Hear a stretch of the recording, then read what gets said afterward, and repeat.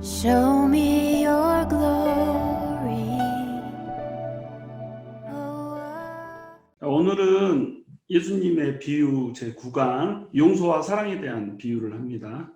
두 가지 비유만 다룰 거예요. 용서할 줄 모르는 종의 비유, 그 다음에 선한 사마리아인의 비유. 너무 유명한 비유라서 굳이 설명이 필요할까 싶기도 하지만 이렇게 하나님 나라와 관점에서 같이 볼 수 있는 시간이 되도록 하겠습니다. 먼저 용서할 줄 모르는 종의 비유는 마태복음 8장 23절에서 45절에 나옵니다. 함께 읽어볼게요. 그때 베드로가 나와 이르되 주여 형제가 내게 죄를 범하면 몇 번이나 용서하여 주리이까 7번까지 하오리이까. 예수께서 이르시되 내게 이르노니 7번뿐 아니라 7번을 70번까지라도 할지니라. 그러므로 천국은 그 종들과 결산하려 하던 어떤 임금과 같으니 결산할 때에 10,000달란트 빚진 자 하나를 데려오매 갚을 것이 없는지라. 주인이 명하여 그 몸과 아내와 자식들과 모든 소유를 다 팔아 갚게 하라 하니 그 종이 엎드려 절하며 이르되 내게 참소서 다 갚으리이다 하거늘 그 종의 주인이 불쌍히 여겨 놓아 보내며 그 빚을 탕감하여 주었더니 그 종이 나가서 자기에게 100데나리온 빚진 동료 한 사람을 만나 붙들어 목을 잡고 이르되 빚을 갚으라 하며 그 동료가 엎드려 간구하여 이르되 나에게 참아주소서 갚으리이다 하되 허락하지 아니하고 이에 가서 그가 빚을 갚도록 옥에 가두거늘 그 동료들이 그것을 보고 몹시 딱하게 여겨 주인에게 가서 그 일을 다 알리니 이에 주인이 그를 불러다가 말하되 악한 종아 내가 빌기에 내가 내 빚을 전부 탕감하여 주었거늘 내가 너를 불쌍히 여김과 같이 너도 내 동료를 불쌍히 여김이 마땅하지 아니하냐 하고 주인이 노하여 그 빚을 다 갚도록 그를 옥졸들에게 넘기니라. 너희가 각각 마음으로부터 형제를 용서하지 아니하면 나의 하늘 아버지께서도 너희에게 이와 같이 하시리라. 아멘. 자, 이 비유의 배경은 이제 예수님의 제자들이 예수님께 하나님의 나라에서는 누가 큰가를 질문을 했어요. 이 제자들은 지금 하나님의 나라라고 하는 것을 어떤 개념으로 이해를 하고 있냐면 서열의 개념으로 이해를 하고 있다는 거죠. 그래서 하나님 나라가 오면 그곳에서 내가 한 자리 차지하겠다 이렇게 생각을 하고 있는 겁니다. 이 제자들은 하나님의 나라가 모두가 평등하고 모두가 서로 사랑하며 모두가 조화를 이루는 그런 영적인 나라요, 영원한 나라라고 하는 것을 알지 못하고 이들은 하나님의 나라를 이 지상에 펼쳐질 정치적인 나라요, 그 다음에 일시적인 나라요, 그리고 누군가가 누군가를 지배해야 되는 나라, 이런 나라로 지금 이해를 하고 있는 거죠. 그래서 제자들은 예수님을 열심히 쫓았지만 쫓는 목적이 있었어요. 그게 뭐였냐면 하나님의 나라가 아닌 내 나라를 세우고자 하는 거였죠. 하나님의 나라 운동이었지만 그 안에서 내가 어떻게 하면 좀 더 큰 자가 될 수 있을까? 이거 가지고 경쟁을 했던 거죠. 그래서 뭐 야고보하고 요한 같은 경우에는 치맛바람을 막 불러일으키잖아요. 예수님하고 친척이었기 때문에 엄마 살로메가 막 치맛바람을 불러일으키면서 주님의 나라에 왕으로 앉으실 때에 하나는 영의정, 하나는 뭐 우의정 이렇게 삼아 주십시오 막 이러고 부탁을 하고 청탁을 하고 막 이러잖아요. 제자들이 엄청나게 화가 나고 또 베드로도 수시로 예수님의 눈에 들기 위해서 막 제일 먼저 막 나서서 말을 하고 이런 상태였죠. 하여튼간 제자들은 하나님 나라에서 누가 큰 자가 될지를 계속 고민을 하고 그것을 갈구했어요. 그러니까 예수님이 답변을 하죠. 어린아이와 같이 되지 않으면 너네가 큰 자가 되지 못한다. 그래서 어린아이 한 명을 딱 데려다 세우고 이 어린아이처럼 자기를 낮춰야지 큰 자가 될 것이다. 어린아이는 어때요? 어른에게 또는 자기 부모에게 전적으로 의지하지 않으면 살아남을 수가 없는 이런 존재죠. 그러니까 이 자처럼 이렇게 전적으로 하나님께 의지하고 너의 연약함을 아는 자가 되어야지 큰 자가 될 수 있다. 작은 자가 되라. 그래야 큰 자가 된다. 이렇게 얘기를 해주는 겁니다. 그러면서 믿는 소자 하나를 실족하게 하면 연자맷돌을 치고 바다에 들어가는 것이 더 낫다. 이렇게 얘기를 해줘요. 그리고 나서 이제 99마리 양을 두고 한 마리의 잃어버린 양을 찾아가는 그 하나님의 심정, 이 심정에 대해서 얘기를 하는 거죠. 그러니까 하나님은 한 영혼을 너무나도 소중히 여기신다는 겁니다. 이 작은 소자 하나, 어린아이와 같은 이 하나, 어린아이들이 이때는 재산으로 여겨졌잖아요. 지금처럼 뭐 우리 자녀를 너무 귀하고 소중하게 여기는 이런 시대의 문화가 아니고 여자와 아이들은 전부 다 소유물이었어요. 재산이었어요. 이렇게 여겨지던 시대였기 때문에 어린아이를 무시했던 겁니다. 그런데 하나님께서는 그 누구도 업신여기지 말라 이거죠. 한 영혼이 너무나도 소중하고 귀하다는 거죠. 그것들을 너희가 업신여기는 그들을 귀하게 여기는 것, 거기서부터 너희가 큰 자가 된다라고 하는 것이 이게 하나님의 예수님의 메시지였던 거예요. 그래서 하나님이 소중히 여기시는 사람을 너희가 업신여기지 말라. 누군가보다 더 큰 자가 되고 싶다. 이 말은 무슨 말이에요? 다른 사람을 나보다 낮게 여긴다 이런 뜻 아니에요. 다른 사람을 나보다 낮게 여기는 것이 아니라 낮게 여긴단 말이죠. 그러니까 큰 자가 되고자 하는 이 마음 속에는 다른 사람을 자기보다 더 낮게 여기는 그런 교만이 이 속에 들어있다 이거죠. 그래서 이 교만을 없애야 된다라고 얘기를 하고 있는 겁니다. 그러면서 그 다음에 이제 이어지는 말이 뭐냐면 사람이 죄를 범하였을 때 그 사람에 찾아가서 권고하라는 말씀을 해주세요. 그리고 나서 진실로 너희에게 이르노니 무엇이든지 너희가 땅에서 매면 하늘에서도 매일 것이고 무엇이든지 땅에서 풀면 하늘에서도 풀릴 것이다. 이 말씀을 마태복음 18장 18절에서 이제 해주시는 거죠. 그러면 여러분 너희가 땅에서 매면 하늘에서 매이고 너희가 땅에서 풀면 하늘에서도 풀리다. 이 말이 무슨 말이에요? 땅에서 너희들이 복음을 전해서 한 영혼을 구원하면 하늘에서도 그 영혼이 구원받는다 이런 뜻인 겁니다. 이 말씀이 다른 곳에서 있는데 너희가 땅에서 사하면 하늘에서도 사한다 이렇게 나오잖아요. 그러니까 우리한테 어떤 죄를 용서해 주는 권세가 있다는 것이 아니라 한 사람을 전도하고 복음을 전해서 그 사람을 아끼는 마음, 사랑하는 마음으로 우리가 그 사람의 죄를 사해 줄 수 있는 길로 인도를 하면 하늘에서 그 사람의 죄를 사한다는 얘기입니다. 그러니까 결국 이 흐름이 어떤 흐름이에요?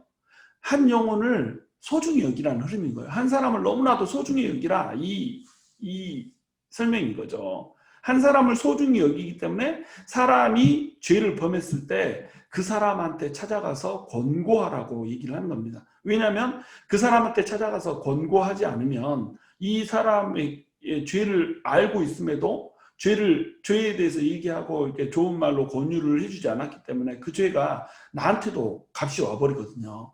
그래서 한 영혼을 소중히 여기기 때문에 그 사람을 찾아가서 권고하라는 얘기가 나오는 겁니다. 전체 흐름이 한 사람을 소중히 여기라 이거죠. 그러면 한 사람을 소중히 여기기 위해서는 뭐가 필요하죠? 용서가 필요하다는 용서가. 소중히 여기는 마음이 없기 때문에 다른 사람을 업신여기기 때문에 나는 용서할 사람이고 저 사람은 용서받을 대상이라고 생각하기 때문에 용서를 하지 못한다라고 하는 그 전제가 좀 깔려 있는 거죠. 그래서 이제 베드로가 예수님께 이런 상황 가운데서 질문을 하는 겁니다. 이웃이 내게 잘못하면 몇 번까지 용서를 해야 될까요? 일곱 번까지 용서를 할까요? 이렇게 이제 질문을 했던 거죠. 예수님은 베드로에게 지금 작은 자가 제자들에게 작은 자가 되라고 이제 설명을 했고 그 설명 중에 이제 용서의 개념이 포함되어 있었고 그러니까 베드로는 어때요? 지금 그래도 큰 자가 되고 싶잖아요. 큰 자가 되고 싶으니까 예수님한테 잘 보이고 싶었던 겁니다. 그러니까 이제 나한테 범죄한 사람을 몇 번까지 용서를 해야 됩니까? 라고 질문을 했던 거예요. 자, 나는 나에게 죄를 범한 자를 기꺼이 용서해 줄 의지가 있습니다. 딱 얘기를 했던 거죠. 유대인들은 3번까지 용서해 준 것이 관례였어요. 근데 베드로는 거기에다가 조금 더 얹어서 7번을 용서해 주겠대요. 이 정도면 충분하다고 생각한 거죠. 내가 죄인도 예수님의 말처럼 용서해 주는 사람일 뿐만 아니라 다른 사람들은 3번까지 울며 겨자 먹기로 이렇게 용서를 할지언정 나는 푸짐하고 후하게 7번 용서하는 사람입니다. 주님의 말씀에 의하면 나는 큰 자가 되기에 충분하지 않습니까? 막 이러고 나서는 거죠. 예수님의 답변은 뭐예요? 7번만 용서할 뿐만 아니라 7번씩 70번이라도 용서해라 이겁니다. 그럼 7 곱하기 70은 몇 번이죠? 490번이에요. 그럼 490번 용서하고 나서 491번째에 목을 치라 이 말일까요? 그 말이 아니고 7과 10은 모두 완전수예요. 그러니까 7 완전수 7에다가 또 10을 곱했죠. 이게 70이죠. 거기에다 그 또 7번이죠. 이거를. 그러니까 완전수가 3번 들어간 거죠. 3도 완전수죠. 완전수 7과 10을 3번 쓴 또 완전수. 이러니까 어때요? 완전히 용서하라는 겁니다. 끊임없이 용서를 하라는 거예요. 무제한으로 용서를 하라는 거죠. 하나님께서 우리 인간이 죄악을 범했을 때 무제한으로 용서를 하셨던 것처럼 성도들도 나에게 죄를 범한 자를 무제한으로 용서를 하라는 거죠. 용서 무한 리필 하라는 거예요. 계속 용서를 채우라는 겁니다. 이것이 이제 이 대화 속에 숨겨진 배경이죠. 그리고 나서 이제 비유의 내용으로 들어갑니다. 천국은 종들과 결산하려 하던 어떤 인군과 같다고 얘기해요. 여러분 마태복음이잖아요. 마태복음은 천국이라고 표현했다. 이거를 뭘 말해요? 하나님 나라라는 것을 말합니다. 마태복음은 대상이 유대인들이잖아요. 유대인들은 하나님이라는 단어를 쉽게 부르지 못한다고 그랬죠. 그래서 하나님 나라를 천국이라고 불러요. 그러니까 이 천국은 우리가 죽고 나면 가는 하늘에 있는 나라, 하늘나라라는 뜻이 아니고 하나님의 나라라는 뜻입니다. 그래서 하나님의 나라는 종들과 결산하려고 했던 어떤 인군과 같다는 거예요. 그래서 하나님의 나라에서는 인생에 대한 결산이 있습니다. 우리가 어떻게 살았느냐 이것에 따라서 하나님께서 마지막 날에 결산을 한다는 거죠. 결산을 하는데 결산을 할 때에 뭘 근거로 결산을 해요? 우리는 하나님의 종인데 우리한테 맡겨준 금액을 가지고 결산을 한단 말이죠. 이걸 가지고 장사를 하라고 한단 말이죠. 그래서 달란트의 비유에서 보면 뭐 10달란트, 5달란트, 1달란트 이렇게 주고 이거 장사하라고 그러잖아요. 이렇게 맡겨준 거 가지고 장사를 하는 겁니다. 근데 어떤 종한테 10,000달란트를 준 거예요.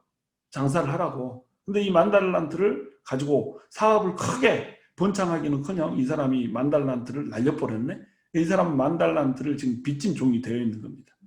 근데 이 10,000달란트의 이 빚을 진 종, 이 개념을 이해를 하려면 달란트가 뭔지를 우리가 좀 알아야 돼요. 달란트라고 하는 거는 그 무게를 재는 중량이었거든요. 그래서 한 달란트는 금 60kg에 해당하는 거였어요. 어떤 사람은 이제 이걸 20에서 40kg이라고 주장하기도 해요. 어찌됐건 뭐 30kg이라고 했을 때 30kg 달란트를 뭐 은화라고 한다면 30kg의 실버는 26,000불에 해당을 해요. 한 달란트가. 그 다음에 30kg의 금을 한 달란트로 본다면 이것은 186만 불에 해당을 해요. 근데 여기에다가 10,000배가 붙는 거거든요. 그러니까 금 1달란트였다 막 이런다면 30kg 골드가 되고 30kg 골드를 이렇게 10,000배로 해야 되니까 10,000달란트는 얼마가 되겠어요? 186억 달러가 되는 겁니다. 여러분 상상이 되세요? 이게 얼마나 큰지. 여러분은 186달러도 아까운데 지금 186억 달러라고 하는 빚을 지금 이 사람이 지고 있는 겁니다. 그 다음에 이제 이런 무게 단위로 출산하는 게 산출하는 게 아니고 이제 품삯 단위로 산출을 하면 더 피부에 다가올 수 있어요. 한 달란트는 6,000데나리온이었어요. 근데 한 데나리온은 하루 품삯이에요. 그러니까 우리 지금 최소 임금을 100불이라고 잡읍시다. 하루의 품삯을. 뭐 맥도날드에서 13불이라면서요. 그럼 13불에 8시간 곱하면은 100불이 넘어요. 그럼 이 최소 임금 100불 잡고 이게 6,000배예요. 그러면은 6,000 곱하기 100이니까 얼마예요?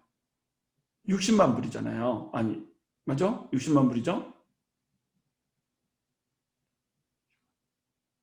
60만 불. 60만 불인데 여기에 10,000배니까 어때요? 60억 달러가 되는 거예요. 우리나라로 뭐 환산을 하면 뭐겠어요? 6조가 되는 겁니다. 6조. 6조의 빚을 졌다. 갚을 수 있겠어요? 이거는 그냥 갚을 수 없는 양의 빚이란 뜻이에요. 절대 못 갚는 양의 빚, 이거 1만 달란트로 쫙 얘기를 해버린 겁니다. 요 빚을 졌는데 이 주인이 뭐라고 하냐면 그 몸과 아내와 자식들과 모든 소유를 다 팔아서 갚게 하라. 어떻게 갚아요 이거를? 그 몸 팔면 6조 나와요? 아내와 자식들과 모든 소유 다 팔면 6조 나와요?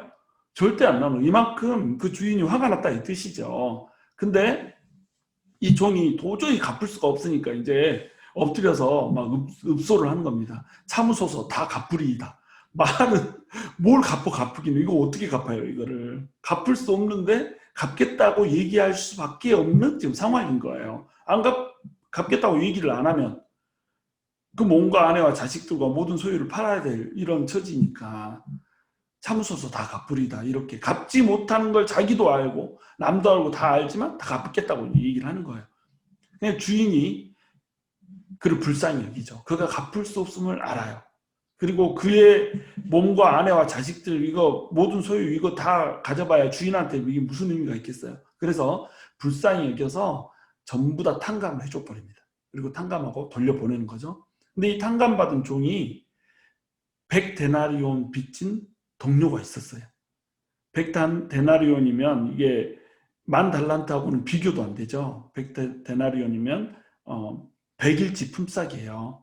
100일치 품삯 요것을 빚진 동료를 붙잡고 목을 잡고 빚독촉을 하는 겁니다. 목을 잡고 흔들면서 빚 갚아라 막 이러면서 얘기를 하는 거죠. 그러니까 동료가 이제 갚겠다고 참아달라고 좀만 시간을 달라고 말미를 달라고 이렇게 얘기하는데도 빚을 갚을 때까지 옥에 가둬두겠다 그러고 옥에다 가둬두는 거예요. 다른 뭐 친지들 뭐 동원하든지 어쩌든지 해서 돈 가져와라 이거죠. 그러면 이제 옥에서 풀어주겠다 이거죠. 동료들이 보니까 얼마나 이게 불쌍해요. 그래서 동료들이 불쌍히 여기서 이제 주인에게 보고를 한 겁니다. 그랬더니 주인이 분노하여서 탕감받은 종을 빚을 갚을 때까지 옥에 가둬뒀다. 이제 이런 비유가 이 비유의 내용입니다. 이 비유가 주는 교훈이 뭐예요? 하나님의 무한한 사랑과 자비는 갚을 수 없는 죄의 빚을 탕감했다 이거예요. 여러분 우리의 죄는요 죽음으로밖에 갚지 못해요. 죽어도 뭐 죄의 빚을 갚을 수 없죠. 그냥 빚을 갚을 수 없기 때문에 그냥 죽어야 되는 거예요. 그것이 우리의 죄의 본질이란 말이죠. 근데 하나님은 죄인인 우리 생각만 해도 죄를 짓고 입만 열어도 죄를 짓는 우리를 무한한 사랑과 자비로 그냥 우리의 모든 죄를 탕감을 해줘 버린 겁니다. 근데 인간의 인색함은 어때요? 법에 근거해서 공의를 행하려 한다는 거죠. 이거 잘못했고 저거 잘못했고 막 재단을 하면서 너 나한테 돈을 100불을 빌려갔으면서 어떻게 갚을 생각도 안 해 이러고 뭐 관계를 확 끊어버리고 막 이렇게 하잖아요. 그 사람이 나한테 어떤 한 행위 이런 것들에 대해서 우리는 그 사람을 결코 용납을 해주지 못한다는 겁니다. 왜? 공의가 있거든요. 우리가 하나님의 형상을 닮았기 때문에 우리 안에 공의를 행하고자 하는 마음이 있거든요. 공의에 맞지 않고 이치에 맞지 않으면 그 사람을 절대 용납을 해주지 못하는 겁니다. 어떻게 저럴 수가 있어요? 저 인간이 저게 말이 돼? 이런 식으로 대하게 된다는 거죠. 근데 이것은 어떤 행위예요?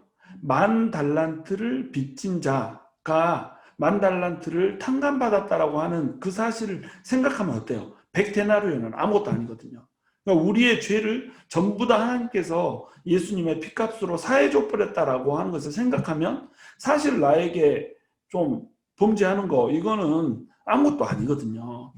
그 사람이 뭐 나를 죽이려고 든 것도 아니고 기껏 해봐야 뒤에서 내 뒷담화한 것 정도, 기껏 해봤자 말 한마디 잘못해가지고 나한테 상처 준 것, 기껏 해봤자 성격이 좀 안 맞는 정도, 이 정도인데 그 사람을 그렇게 용서할 수가 없는 거죠. 왜? 우리 마음에 공의가 있거든요. 근데 공의는 있는데 하나님으로부터 받은 자비라고 하는 것을 생각을 못하는 거예요. 하나님으로부터 받은 긍휼과 사랑이라고 하는 것은 제쳐버리는 거죠. 그리고 공의라고 하는 것만 쫙 내세워버리는 겁니다.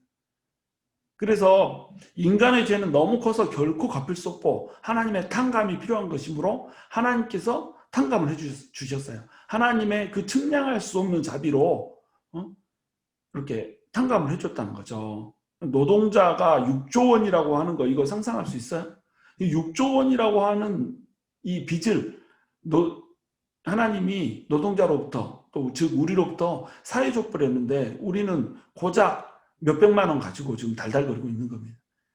그래서 하나님께서는 내가 너희에게 자비를 베푼 것처럼 예수님이 너희를 위해서 긍휼을 베푼 것처럼 너네도 자비와 긍휼을 베풀어라. 지금 이 얘기를, 이 비유를 통해서 해주고 있는 거예요. 자비와 공의라고 하는 것은 별개의 것이 아니라 붙어 있는 겁니다. 하나님의 공의는 하나님의 사랑을 더 빛나게 해요. 자, 하나님은 공의시잖아요. 공의라는 건 뭐예요? 죄를 도무지 용서할 수 없는 거예요. 하나님의 공의는 1%도, 0.0001%도 죄를 용납하지 못하는 절대 공의거든요. 이 절대 공의 앞에서 사람이 감히 설 수가 없는 겁니다. 그 어떤 사람도 이 공의를 벗어날 수가 없는 거예요. 근데 공의를 벗어날 수 없는, 결코 이 죄값을 갚을 수 없는 이 사람들에게 하나님께서 모든 빚을 탕감해 줘버렸다 이거예요. 그러니까 절대 공의인데 이 공의를 예수님한테 베풀어 버리고 대신 하나님의 사랑으로 공의를 받아야 될 대상들은 용서를 해줘 버렸다. 이 말은 뭐예요? 하나님의 공의 때문에 하나님의 사랑이 더 빛난다라고 하는 것을 우리가 발견할 수가 있는 거예요. 결코 용서할 수 없는 자를 위해서 그 죽음의 값을 예수님한테 얹혀버린 거잖아요. 하나님 자신한테 얹혀버린 거잖아요. 그러니까 얼마나 하나님이 그 백성들을 사랑하냔 말이에요. 공의와 사랑은 어때요? 두 동전의 양면처럼 같이 가는 겁니다. 예수님을 믿는 사람도 이래야 된다는 거죠. 예수님을 믿는 사람도 우리 안에 공의가 있어요. 어떤 것이 옳은지를 알아요. 그런데 옳지 않는 사람, 행동을 잘못한 사람, 이 사람을 보고 우리는 그 사람에게 우리의 공의로 그 사람이 잘못되어 있다는 것을 알면도 불구하고 우리의 공의로 그 사람이 하는 것이 처벌받아 마땅함에도 불구하고 우리가 하나님의 사랑으로 용서해 버린다면 우리의 사랑이 더욱더 빛나게 된다. 하나님의 사랑처럼 반짝반짝 빛나게 된다라고 하는 것을 얘기해 주고 있는 겁니다. 그래서 공의와 사랑은 동전의 양면처럼 붙어 있는 것이다. 여러분, 크리스찬들에게는 크리스찬 윤리의 황금률이 있어요. 그게 뭐냐면 마태복음 7장 12절에 나오는 대접의 황금률이에요. 그러므로 무엇이든지 남에게 대접을 받고자 하는 대로 너희도 남을 대접하라. 이것이 율법이요 선지자니라. 이렇게 말을 해요. 이게 이제 선한 사마리아 비유와 함께 이 비유, 지금 오늘 빚진 자를 탕감해주는 이 비유 있잖아요. 이 두 비유는 그리스도인들의 골든 룰을 실천적으로 딱 요약해주는 비유라고 할 수가 있어요. 그래서 황금률의 구약적 근거를 보면 구약의 하나님 역시 용서와 자비의 하나님으로 드러나고 있다. 다시 레위기가 황금률의 구약적 근거란 말이에요. 구약의 하나님은 공의의 하나님이고 신약의 하나님은 사랑의 하나님인 것이 아니고 구약에서도 여전히 하나님은 용서와 자비의 하나님이었다는 거죠. 하나님의 공의를 강조해서 설명하시지만 그 하나님의 공의에도 불구하고 끊임없이 용서하시고 자비를 베푸신 그 하나님, 그것이 공의와 대조를 이루면서 더욱더 선명하게 부각돼서 드러나는 겁니다. 자, 레위기 19장 17절 보아요. 너는 내 형제를 마음으로 미워하지 말며 내 이웃을 반드시 견책하라. 그러면 내가 그에 대하여 죄를 담당하지 아니하리라. 아까 나왔던 말씀하고 동일하죠? 자, 이웃이 실수를 하고 죄를 범했으면 어때요? 견책하란 말이에요. 견책한다는 말은 뭐예요? 부드럽게 타일러서 그것이 죄라고 하는 것을 가르쳐 주라는 얘기죠. 미워하지 말고, 마음으로 미워하지 말고, 막 삿대질해서 혼내지 말고, 책망하지 말고, 견책하라는 견책. 부드럽게 책망하라는 거죠. 그래서 그 사람이 돌아올 수 있게 해달라는 거죠. 그러면 내가 그에 대해서 죄를 담당하지 않냐죠. 그에 대해서 죄를 담당해야 된단 말이에요. 그 사람의 죄를 알고도 그 사람을 부드럽게 훈계하지 않으면 그 사람의 죄를 담당해야 된다. 이 얘기를 하는 거죠.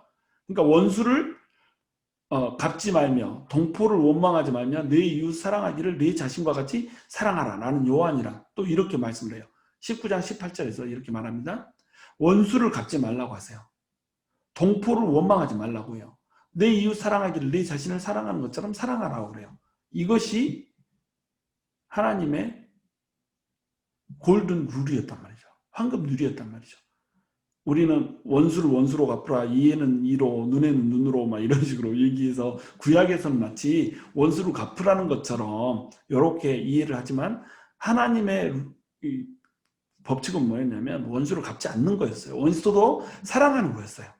신약의 법칙이 아니라 구약에서도 끊임없이 그렇게 얘기를 했던 겁니다. 그래서 예수님께서는 지금 용서하지 못한 종을 악한 종이라고 부르는 거예요. 여러분, 우리가 누군가를 용서하지 못한다. 누군가를 우리의 공의의 잣대로 판단해서 막 정죄하고 있다. 그리고 미워하고 있다. 이런다면은 우리는 예수님께 악한 종이라고 불리운다는 겁니다. 용서한다라고 하는 것은 용서를 하면은 아우 잘했다 이 정도가 아니라 용서를 하지 못하면 악한 종이라는 표현을 듣는다는 거예요. 왜? 우리는 그보다 더 큰 죄를 용서받았기 때문에. 그래서 용서하지 못한 종에 대해서 예수님이 분노를 하세요. 분노하신 이유는 뭐냐면 대접받고 싶은 대로 대접하지 않은 정도가 아니라 자신이 대접받은 것과는 비교도 안 되게 부대접을 해버린 거예요. 자신은 1만 달란트를 탕감받은 대접을 받았잖아요. 그러면 내가 대접받았으니까 어때요? 나도 대접을 해야 되는 거예요. 적어도 1만 달란트는 탕감을 해줘야 되는 거예요. 왜? 내가 받았으니까. 근데 자신이 대접받은 것과는 비교도 안 되게 푸대접을 해버린 거죠.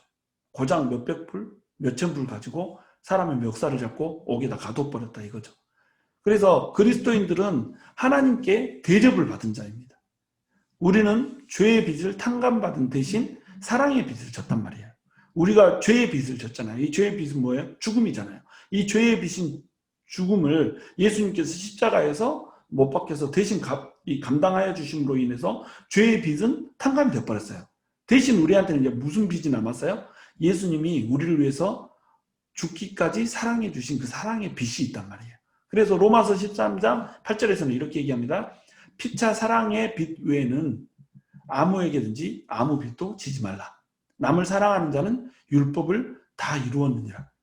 다른 사람을 사랑하는 자는 율법을 다 이루었대요. 율법이 뭐 10계명이 있고 그 외에 많은 규정들이 있잖아요. 규례들이 있잖아요. 근데 이 율법을 두 가지로 요약하면 뭐 어떤 거예요? 하나님을 사랑하라는 거잖아요. 그리고 내 이웃을 내 몸과 같이 사랑하라. 이 두 계명으로 요약할 수 있단 말이죠. 하나님을 사랑하는 사람이 이웃을 사랑을 해버리면 율법이 끝나는 거예요. 그냥 남을 사랑하는 자는 율법을 다 이룬단 말이죠. 왜 그러냐면 간음하지 말라, 살인하지 말라, 도둑질하지 말라, 탐내지 말라. 이게 이제 10계명이 나오는 거잖아요. 그 외에 다른 계명들이 또 있잖아요. 근데 내 이웃을 내 자신과 같이 사랑하라. 이 말씀 가운데 이게 다 들었단 말이에요. 이웃을 사랑하는데 어떻게 간음하냐 말이죠. 이웃을 사랑하는데 어떻게 살인하냐 말이죠.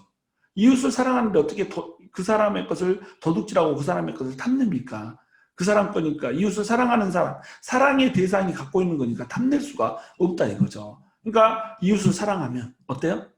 모든 계명을 다 지킬 수가 있다는 겁니다. 그래서 남을 사랑하는 자는 율법을 다 이루었다라고 얘기를 하는 거예요. 사랑은 이웃에게 악을 행하지 아니하나니 그러므로 사랑은 율법의 완성이니라. 율법의 종지부를 찍는다는 말이에요. 사랑하면 율법이 그냥 끝나버린다는 겁니다. 그래서 사랑의 빚, 이것이 너희한테 지어진 거기 때문에 너네는 이 사랑의 빚을 갚아라 이거죠. 근데 여러분, 사랑의 빚이 갚아지는 것이 가장 선명하게 드러나는 건 뭘까요? 이거는 용서라는 겁니다. 용서. 나에게 죄 지은 자, 나를 험하게 대한 자, 나에게 악하게 대한 자를 용서해버리고 오히려 그를 위해서 축복하고 기도하는 것까지 해버리면 어때요? 이 사랑의 빚이 갚아지는 겁니다. 왜? 예수님이 우리에게 주셨던 그 사랑이 이것이기 때문에 그래요. 십자가 위에서 막 고개를 절레절레 흔들면서 네가 하나님의 아들이거든, 너를 먼저 구원하고 내려와봐라 막 이렇게 했잖아요. 그러면서 십자가에 또 못 박고 창으로 찌르고 채찍질하고 막 이렇게 했잖아요. 근데 예수님께서 뭐라고 그래요? 저들의 죄를 용서하소서. 저들이 하는 무엇을 하는 것을 저들이 알지 못하나이다. 이렇게 얘기하잖아요. 하나님께서는 우리를 사랑하셨고 예수님께서도 우리를 사랑하셨단 말이죠. 그 사랑은 용서였고 그 다음에 자신을 학대하는 자들에게 오히려 구원을 베푸는 이런 행위였단 말이죠. 그러니까 그 사랑을 받았으니까 너네도 동일하게 그 사랑을 갚으라. 이 얘기를 지금 하고 있는 겁니다. 그러니까 용서에서 가장 선명하게 사랑의 빛이 드러난다. 골든 룰이 가장 용서에서 강하게 드러난다 이거예요. 빚을 진 사람은 어때요? 6조의 빚을 졌다. 도저히 갚을 수 없어. 이 사람은 심정은 뭘까요? 빚을 도무지 갚을 수 없어. 사채업자들이 와서 막 목을 조이려고 그래. 어떤 마음이 들까요? 누군가가 와서 빚을 갚아주면 좋겠잖아요. 그렇게 대접받고 싶은 대로 다른 사람에게 대접을 해라 이겁니다. 그것이 골든 룰이에요. 크리스찬들은 이 골든 룰, 다시 해서 황금의 법칙, 이 법칙을 갖고 살아가는 사람들이라는 거죠. 나한테 입장을 바꿔서 그런 상황이 온다면 나는 어떤 것을 바랄까? 나는 어떻게 대접해 주길 바랄까? 이것을 생각하면서 행동을 하라는 말입니다. 선한 사마리아인의 비유도 결국 얘기하고자 하는 것이 그거예요. 골든 룰이에요. 선한 사마리아인의 비유도 너무 이제 여러분 많이 들었고, 심지어는 예수를 믿지 않은 사람들도 선한 사마리아인은 알아요. 그렇죠? 뭐 법에도 그 사마리탄 로 이런 게 있잖아요. 선한 사마리아인의 법 이런 게 있단 말이죠. 그래서 다 안단 말이죠. 근데 여기 이 선한 사마리아인의 비유의 핵심은 뭐냐면 골든 룰이에요. 네가 대접받고자 하는 대로 너도 대접해라 이 말입니다. 결국은 황금 룰이라는 거죠. 자, 함께 읽습니다. 예수께서 대답하여 이르시되 어떤 사람이 예루살렘에서 여리고로 내려가다가 강도를 만나매 강도들이 그 옷을 벗기고 때려 거의 죽은 것을 버리고 갔더라. 마침 한 제사장이 그 길로 내려가다가 그를 보고 피하여 지나가고 또 이와 같이 한 레위인도 그곳에 이르러 그를 보고 피하여 지나가되 어떤 사마리아 사람은 여행하는 중 거기 이르러 그를 보고 불쌍히 여겨 가까이 가서 기름과 포도주를 그 상처에 붓고 싸매고 자기 짐승에 태워 주막으로 데리고 가서 돌보아 주니라. 그 이튿날 그가 주막 주인에게 데나리온 둘을 내어주며 이르되 이 사람을 돌보아 주라. 비용이 더 들면 내가 돌아올 때에 갚으리라 하였으니 내 생각에는 이 세 사람 중에 누가 강도 만난 자의 이웃이 되겠느냐. 이르되 자비를 베푼 자니이다. 예수께서 이르시되 가서 너도 이와 같이 하라 하시니라. 아멘. 자, 이 비유의 배경은 뭐냐면 예수님이 예루살렘을 향해서 가고 있습니다. 그런데 그 따르던 무리들 중에 율법 교사가 있었어요. 율법 교사는 뭐예요? 구약 성경을 가르치는 구약 성경에 능통한 자란 말이죠. 근데 이 구약 성경에 능통한 율법 교사가 예수님한테 질문을 하는 거예요. 마태복음 10장 25절에 나오죠. 선생님, 내가 무엇을 하여야 영생을 얻으리이까? 이건 몰라서 묻는 것이 아니에요. 예수님을 시험하고자 이제 이 질문을 한 거죠. 나는 성경을 이렇게 잘 아는데 넌 얼만큼 아냐? 이 얘기를 하는 거죠. 예수님이, 그리고 또 이제 예수님이 그 가난하고 뭐 죄인들과 이렇게 버타여서 섬기고 있잖아요. 그래서 이것을 덫을 놓으려고 지금 이 질문을 하는 겁니다. 예수님의 반문이 있어요. 26절에 보면 율법에 무엇이라 기록되었으면 내가 어떻게 읽느냐. 예수님이 아는 거죠. 이 사람의 심중을 왜 이 질문을 하고 있는지 벌써 알고 이제 답변을 하는 거죠. 율법에는 뭐라고 기록되어 있디? 너는 어떻게 읽냐? 이렇게. 율법사가 대답을 아주 정말 잘해요. 내 마음을 다하여 다하며 목숨을 다하며 힘을 다하며 뜻을 다하여 주 너의 하나님을 사랑하고 또한 내 이웃을 내 자신과 같이 사랑하라 하였나이다. 와, 율법의 그 모든 계명들을 두 계명으로 쫙 압축을 해서 정말로 이 율법의 정신을 잘 알고 있는 거예요. 정말 율법 교사죠. 그러니까 예수님이 대답을 잘했으니까 이제 칭찬하시죠. 내 대답이 옳도다. 이를 행하라 그러면 살리라. 이렇게 대답을 하는 거예요. 너 이거 아는데 너 이거 행하고 있지 않다 이거죠. 이걸 행해라 그러면 넌 산다. 이걸 행하고 있지 않으면 넌 죽는다 이 말이잖아요. 그러니까 너는 죽는다 이 말을 지금 하고 계시는 거예요.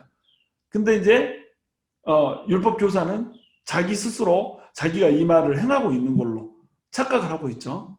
그래서 율법 교사가 자기를 옳게 보이려고 질문을 합니다. 그러면 내 이웃이 누구이니까? 이렇게 대답을 하는 거죠. 대답을 하면서 대답 겸 이제 질문을 하는 거죠. 그러면 내 이웃이 누굽니까? 유대인들은 원형적 사고를 가지고 있었어요.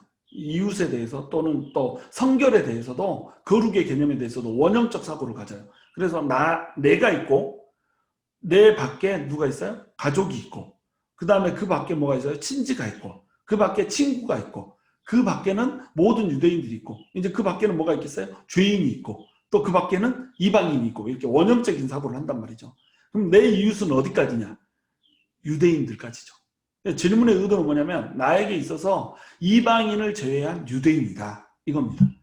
그리고 나에게 있어서 이웃은 죄를 짓는 세리와 창기들을 제외한 정통 유대인 의인들이다. 정통 의인인 유대인들이다. 이렇게 자기 이웃을 한정을 하는 겁니다. 실제로 유대인들은 이웃을 이렇게 생각을 했어요. 그래서 그런 관점에서 나는 이웃들에게 선한 행위를 했고, 그러므로 나는 영생을 얻기에 충분한 선을 가졌다라고 지금 주장을 하는 겁니다. 그래서 예수님께서 이웃에 대해서 규정을 다시 해주시는 거예요. 통념을 깨버리는 거죠. 유대인들이 갖고 있던 이웃에 대한 통념을 깨는 멋진 비유를 하나를 하는데, 이것이 바로 선한 사마리아인의 비유였던 거예요. 그래서 비유의 내용을 이제 보면, 예루살렘에서 여리고로 내려가는 사람이 있어요. 이 사람은 유대인인지 이방인인지 몰라요. 그렇죠? 그때 당시는 막 사람들이 섞여 살았단 말이죠. 사마리아인도 섞여 살고, 이렇게 헬라 사람들도 요단 동편에 살고 있다가 자꾸 이제 들어와서 여행을 자꾸 하고 막 이랬단 말이죠. 그래서 이 사람은 유대인인지 이방인인지도 몰라요. 그러니까 이 율법 교사의 답에 의하면 이 사람은 지금 이웃인지 아닌지 모르는 이런 상태인 겁니다. 이웃인지 아닌지 모르는 이런 상태. 의도적으로 예수님께서 이 신분을 밝히지를 않는 거죠. 어떤 민족인지를 밝히지는 않는 거예요. 그냥 예루살렘에서 여리고로 내려가고 있는 한 사람, 이렇게 얘기를 하는 겁니다. 그 예루살렘에서 여리고로 내려가는 길은 피의 경로라고 불릴 정도로, 더 path of blood라고 불릴 정도로 굉장히 이제 이 강도들이 출몰을 많이 했어요. 예수님 당시에는 피의 경로라고 불렸거든요. 그래서 산세가 험하고 뭐 이랬기 때문에 강도들이 많이 나타나서 피를 뿌려야 했던 이런 요주의 지역이었어요. 그런데 이제 이 강도가 나타나죠. 이 강도들은 이제 유대인이었을 확률이 높죠. 그곳에서 뭐 이방인들이 와가지고 거기서 강도짓 하고 있을 리는 없기 때문에. 그러나 이 강도들은 분명히 이웃은 아니죠. 유대인이지만 이웃은 아닌 겁니다. 자, 그 다음에 이 강도가 나타나서 예루살렘에서 여리고로 내려가고 있는 이 사람을 흠씬 패고, 그 다음에 돈을 다 뺏고 옷까지 벗겨가요. 그래서 이 사람이 벌거벗긴 채로 피를 철철 흘리면서 지금 죽어가고 있는 겁니다. 자, 사람이 죽어가고 있는데 거기를 누가 지나가요? 제사장과 레위인이 지나가요. 여리고라고 하는 곳에서는 이제 선지자 학교가 막 있었던 것이고, 뭐 그 레위인들이 사는 이런 성읍이 있었기 때문에 제사장들이 그곳에 살다가 이제 업무를 보려고 예루살렘으로 내려가서 제사 업무를 지내야 되니까 뭐 그런 일들이, 지나가는 일들이 이제 많았죠. 그래서 맞은편 여리고에서 예루살렘으로 가건, 뭐 예루살렘에서 여리고로 가건, 이 사람들이 통행이 빈번했던 겁니다. 근데 이 제사장과 레위인은 어때요? 그냥 지나쳐 버린단 말이죠. 이 사람들이 하는 일은 뭐예요? 성전에서 하나님을 섬기는 일을 해요. 성전에서 성도들을 섬기는 일을 해요. 하나님의 일과 관련 있는 사람들이란 말이죠. 그럼 하나님의 일을 하는 사람들이면, 어려운 처지에 놓여 있는 사람이 나타나면 어떻게 해야 돼요? 가장 먼저 이 사람을 살려야 된단 말이죠. 이것이 하나님의 율법이란 말이에요. 하나님의 율법은 뭐예요? 네 이웃을 네 몸과 같이 사랑하라는 거잖아요. 나그네 된 자를 돌보라는 거잖아요. 죽어가는 자를 살리라는 거잖아요. 근데 이것이 율법인데 이들에게 또 다른 율법이 있었던 거예요. 그게 뭐냐면 시체를 가까이 하면 부정해진다, 이거죠. 죽었을지 모른단 말이에요. 만져버리면 자기가 부정해져 버려. 그러니까 그냥 지나쳐 버리는 거예요. 부정해지지 않으려고 지나쳐 버리는 거죠. 그 다음에 또 위험이 있잖아요. 지금 이 사람을 돌보고 있다가 강도들이 나타나가지고 내 옷까지 뺏어가 버리면 어때요?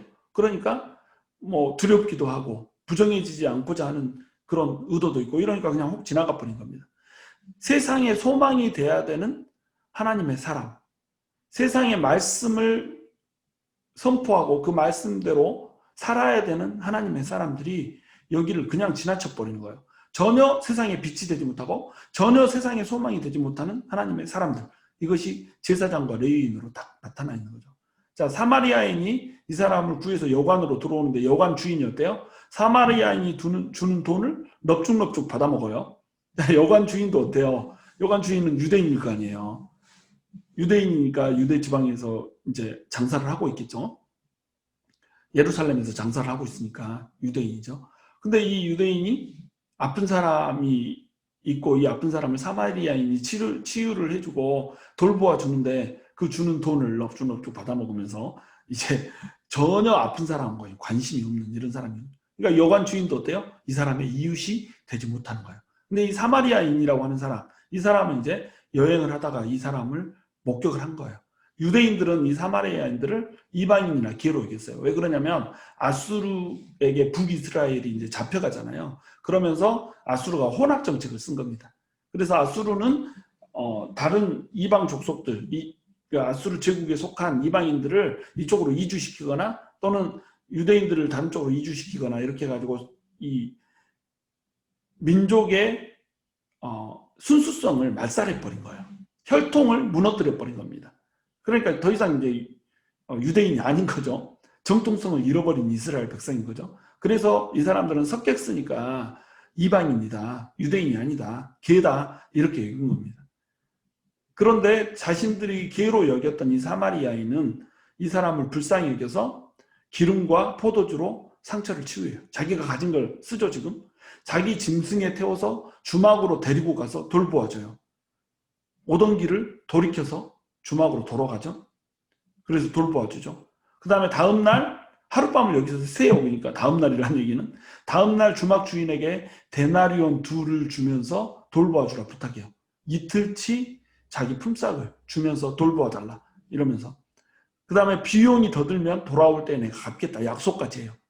이 사람 깨어나서 치유를 받았으니까 이제 살아났으니까 자기가 갚으면 되잖아요. 이게 웬 오지랖이에요. 여기 자기가 비용이 더 들면 돌아올 때 갚겠다라고 하는 약속까지 하면서 쭉 이 사람이 가는 겁니다.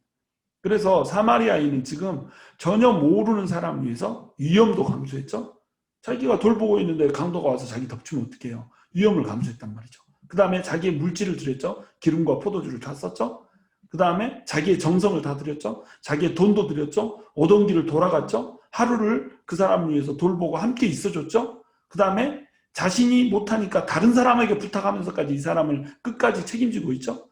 그 다음에 자기 비용을 또 투자하고 있고 심지어 모자라면 대신 갚겠다라고까지 지금 하고 있다라는 겁니다. 자, 그러면 예수님께서 이제 질문을 합니다. 이 세 사람 중에 네가 생각하기에는 누가 강도 만난 자의 이웃이 되겠느냐라고 하는 질문을 하는 거예요. 율법 교사가 자비를 베푼 자입니다. 뭐 이거는 빼도 박도 못하고 당연히 강도 만난 자에게는 누가 이웃이겠어요? 사마리아인이 이웃이 되는 거죠. 너희가 뭐 유대인이다, 너희가 정통이다, 너네가 뭐 율법 교사다, 바리새인이다 아무리 떠들어봤자 강도 만난 자의 이웃은 누구다? 자비를 베푼 자가 이웃이다 이거예요. 그러니까 예수님이 뭐라고 말씀하세요? 가서 너도 이와 같이 하라 이거예요. 지금까지 이와 같이 못했어요. 그러니까 너는 지금 구원을 잃은 자다. 영생을 받지 못한 자다. 이렇게 지금 얘기를 하고 있는 겁니다. 예수님께서는 이 사마리아인의 비유에 나오는 선한 사마리아인의 모본을 직접 보이신 분이에요. 자, 이걸 이제 알리고리컬한 뭐 이렇게 설명을 합니다. 풍유적으로 설명을 합니다. 예루살렘에서 여리고로 내려가고 있는 이 사람. 예루살렘에는 뭐가 있어요? 하나님의 성전이 있잖아요. 여리고는 세상을 상징하잖아요. 그래서 하나님의 성전을 떠나서 하나님의 품을 떠나서 세상으로 치닫고 있는 사람을 상징을 하는 겁니다. 그 다음에 예루살렘에서 여리고로 가는 그 길은 뭐라고 불렀어요? 피의 경로라고 불렀단 말이죠. 하나님을 떠난 길은 피의 길이에요. 하나님을 떠나서는 행복할 수가 없어요. 하나님을 떠나면 거기에 다가오는 결과는 강도요, 피란 말이죠. 강도들이 어느 틈이든지 착취를 해가려고 노리고 있다는 겁니다. 그래서 이 강도들은 뭐예요? 사람을 늑탈해가는, 하나님의 품을 떠난 사람을 늑탈해가는 마귀의 세력을 상징하는 거예요. 자, 제사장과 레위인은 뭘까요? 하나님의 백성이라고 자처하는 유대인들을 말했죠. 지금으로 얘기하면 뭐예요? 하나님의 백성이라고 자처하는 크리스찬들이란 말이죠. 이 크리스찬들이 긍휼도 없고 인애도 없고 자비도 없고 사랑도 없고 공의도 없네. 여러분, 강도들이 이때 흥행했던, 이 시대에 흥행했던 이유는 뭐예요? 먹을 것이 없었던 거예요. 가난한 자를 돌보지 않고 가난한 자들에게 오히려 착복을 했다는 거예요. 그러니까 이 강도들이 사람들이 먹고 살 것이 없으니까 그냥 강도 짓을 하고 먹고 살았던 겁니다. 공의가 행해지지 않은 사회에서는 강도가 차고 넘쳐요. 이 사회를 만든 것이 누구란 말이에요? 종교 지도자들이었단 말이죠. 그래서 크리스찬들이 긍휼도 없고 인애도 없고 자비도 없고 사랑도 없고 공의도 없이 이렇게 살아가는 것, 이것이라고 한다면 이 사람들은 잘못된 것이란 말이죠. 유대인들은 제사장과 레위인들은 이렇게 살았었어요. 그런데 이렇게 살면서 살고 있는 그 제사장들, 레위인들, 이들에게 예수님은 뭘 보여요? 정말로 하나님의 사람이 어떻게 해야 되는가를 보여주고 있는 겁니다. 다음에 이제 여관 주인이에요. 여관 주인은 자기 일에만 관심이 있어요. 사람이 피 터지게 맞고 와서 이렇게 사마리아인이 와서 고쳐주겠다, 치유하겠다 이러면서 내가 돌아올 때 내가 갚을 테니까 이 사람 극진히 대접해 주세요. 이러면 여관 주인이 정말 하나님의 사람이고 정말 정통 유대인이라고 한다면 이 사람은 어떻게 해야 돼요? 아, 됐습니다. 나머지는 제가 책임지고 치유해 줄게요. 이렇게 돼야 한단 말이죠. 근데 자기 일에만 관심이 있단 말이죠. 근데 이 사마리아인은 봐보세요. 이게 예수님의 모습하고 똑같단 말이죠. 이단으로 정죄당했어요. 멸시당했어요. 천대당했어요. 건축가에 버린 돌처럼 버려졌어요. 그런데 이 건축가에 버린 돌이 모퉁이돌이 되어서 교회를 세웠다는 겁니다. 강도 만난 세상을 긍휼히 여겨서 자신을 대신 내어주셨단 말이죠. 대신 값을 치러주고 생명을 주셨단 말이죠. 이게 예수님이란 말이죠. 예수님께서는 우리의 진정한 이웃이 되어주셨어요. 그러면 예수님의 제자는 어떻게 살아야 될까요? 예수님의 제자는 예수님을 마음에 품은 사람이잖아요. 예수님의 제자, 크리스찬이라고 부르잖아요. 크리스찬이라고 부르는 이유는 뭐예요? 그리스도가 우리의 심령 가운데 산다는 겁니다. 그럼 그리스도가 우리의 심령 가운데 살면 우리는 어떻게 살아야 된단 말이에요? 진정한 이웃으로 살아줘야 된단 말이죠. 그러면 세상에 강도 만난 자들, 강도 만나서 죽어가고 있는 자들 보면 우리는 어떻게 해야 되겠어요? 당연히 그들을 살려주고 그들의 소망이 되어야 된단 말이죠. 입장을 바꿔서 우리가 만약에 강도 만난 사람이 돼서 죽어가고 있다. 우리가 소망도 하나도 없고 절망도 하나도 없는 이런 존재로 살아가고 있다. 그럼 우리는 뭘 바랄까요? 누군가가 나타나서 우리를 건져주기를 바라지 않겠어요. 도움이 필요한 이런 상황이라면 도움을 너무나도 넘치게 해주는 어떤 자비로운 사람, 이 사람을 우리는 기대하지 않겠어요. 좋은 크리스찬 만나기를 기대하지 않겠어요. 그렇다면 우리 역시 가서 누군가에게 좋은 크리스찬이 되어줘야 된단 말이죠. 누군가에게 진정한 이웃이 되어줘야 된단 말이죠. 황금률이 여기서도 이제 적용을 하는 겁니다. 남에게 대접을 받고자 하는 대로 너희도 남을 대접하라 이거예요. 근데 우리는 어떤 사람이에요? 이미 대접을 받은 사람이란 말이죠. 이미 영생을 얻은 자란 말이죠. 이미 죄를 탕감받은 사람이란 말이죠. 그러니까 우리는 어떻게 해야 돼요? 가서 너도 이와 같이 해야 되는 사람인 겁니다. 대접받고자 하는 대로 남을 대접하는 사람이 아니라 대접을 이미 받은 사람으로서 그 대접을 나누는 사람이 돼야 된다는 거예요.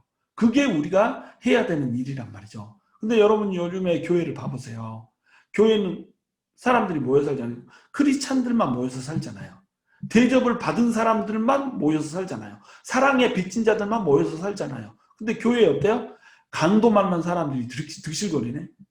아, 나도 강도 만났고 얘도 강도 만났고 전부 다 상처투성이가 돼가지고 옷이 발겨벗겨진 채 피떡이 돼가지고 피를 흘리면서 죽어가고 있단 말이죠. 나 오늘 또 강도 만났어. 어떤 사람이 나를 뭐라고 욕해. 어떤 사람이 나를 모함했어. 어떤 사람이 나를 공격했어. 피가 철철 나. 아파. 뭐 이러고 있단 말이죠. 근데 교회에서 누가 그럼 상처를 줬는가. 상처 준 사람 손 한번 들어봐라. 그러면은 손을 안 들어. 강도가 없네. 강도 만난 사람은 차고 넘치는데 강도가 없네. 그럼 도대체 그 강도는 누구냐고요. 이렇게 살아간다는 겁니다. 크리스찬들이 정말로 율법적으로 선다고 말씀 보고 기도하고 또 예배에 참석하고 빼먹지 않고 헌신하고 봉사하고 이렇게 살아요. 근데 내 주변에 도움이 필요한 사람 하나를 돕지를 못하네. 내 가족에 어떤 사람 하나가 힘들어하고 있는데 그 가족을 도외시한 채로 헌금 10,000불씩 1,000불씩 뭐 10만 불씩 막 턱턱 하면서 내 가족은 돌보지 않네. 자, 이러면은 그 가족이 어떻게 느끼겠어요? 아, 저 사람은 제사장 레위인인데 나는 안중에 없구나. 이렇게 느끼지 않겠어요? 우리가 성경책을 들고 성경 열심히 읽는데 도움이 필요한 사람을 외면하면 그 도움을 절실하게 기대했던 사람은 어떻게 되겠어요? 아, 성경책을 든 사람, 십자가를 든 사람은 긍휼도 인애도 자비도 사랑도 공의도 없는 사람이네. 이렇게 되지 않겠어요? 그렇게 된다는 겁니다. 여관 주인 같은 사람, 딱히 나쁘다고 할 수는 없어. 딱히 무슨 죄를 지었다고 할 수는 없어. 근데 자기 일에만 관심이 있어. 나만 보고 내 먹고 사는 일만 관심이 있으면 돼. 내 여관만 잘 되면 되고, 내 여관 부흥하면 돼. 내 여관이 번창하면 돼. 그래서 다른 사람 돌보느라고 막 이렇게 쓰는 그 돈을 넙죽넙죽 받아가면서 하나님의 사업을 하느라고 나한테 주어지는 혜택을 넙죽넙죽 받아가면서 이렇게 살아가. 그러면서도 나는 크리스찬이라고 얘기를 하고 있는 거예요. 그렇게 살지 말라는 겁니다. 그렇게 살지 말고 사마리아인으로 살라는 거예요. 여러분, 예루살렘에서 여리고성으로 내려가고 있다 당했다. 이건 뭐예요? 하나님의 품을 떠나 세상으로 치닫다가 당했잖아요. 그러면 이 사람은 어떤 사람이에요? 당해도 싼 사람이에요. 어떤 입장에서 보면. 근데 당해도 싼 사람이란 없다는 거예요. 죄를 범해서 당했다 할지라도, 하나님의 품을 떠나서 당했다 할지라도, 세상을 너무 사랑해서 당했다 할지라도 이 사람은 어떤 사람이란 말이에요? 사랑의 대상이라는 겁니다. 그러니까 예수님이 우리가 아직 뒤엔드였을 때 우리를 사랑하셔서 우리를 위해서 목숨을 던진 선한 사마리아인, 모든 것을 주신 선한 사마리아인으로 살았던 것처럼 우리에게 성령의 기름을 부어주시고 예수 그리스도의 피인 포도주로 우리를 제공하셨던 그 예수님처럼 우리도 동일하게 그 사람을 그렇게 대하라는 겁니다. 사랑의 빚진 자로서 사랑을 갚는 자로 살라는 거예요. 누군가에게 나를 대접해 주기를 바라는 그대로 나도 대접해 주라는 거예요. 예수님께서 나를 대접한 대로 나도 다른 사람을 대접하라는 것이에요. 이것이 크리스찬 윤리가 갖는 황금률이라는 거예요. 이 황금률을 어기면 우리는 기본이 무너졌다라고 보는 거예요. 이게 기본입니다. 여기서부터 출발하는 거예요. 근데 우리는 이것을 너무 높은 산으로 여기죠. 황금률인데 황금률로 여기는 것이 아니라는 거예요. 여러분, 우리가 정말로 이 황금률을 황금처럼 여기고 살아가면서 정말 하나님의 사랑, 이 빚을 하나씩 둘씩 갚아나가는 저와 여러분이 되기를 주님의 이름으로 축원합니다.